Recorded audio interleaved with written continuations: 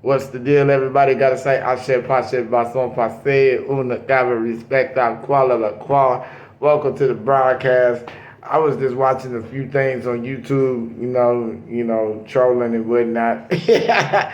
And it just came to my attention when I see Christians and Muslims arguing about who Jesus is. First of all, this is Moses' fault for causing the confusion. Moses, I blame you.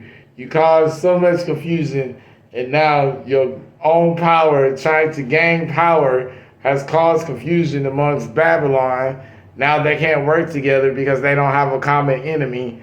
Their common enemy is each other, their own greed, which is a deadly sin. And that's why I say God is truly the devil, and the devil is truly God. It's just the greatest lie ever told. So when they said that black magic is devil worshiping, or black magic is really African magic, but there is no confusion in the craft. And the one who went through the craft, I don't blame any Christians, I don't blame any Jews, I don't blame any Muslims. What I do blame is I blame Moses. And it's true. If he's an ancestor, then by all means, he should be able to hear me and hear what I'm saying. I blame you, sir. I know folks may think I'm crazy, but it's just real. It's really to the point where it's just about raising your vibrational energy and finding out the truth for yourself. And you'll have to pinpoint and ask your question, where did all this start? Who was the founder of all of these religions?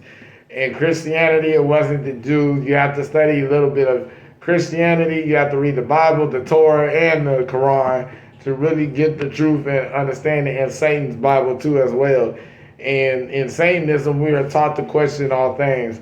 So I questioned, what was Babylon? Where did Babylon? Who created Babylon? What was the meaning behind Babylon? And when you figure out that all these people came to team up against Africa, was the greatest or the strongest continent or dynasty there ever was originally, until these people teamed up for its resources to take its resources.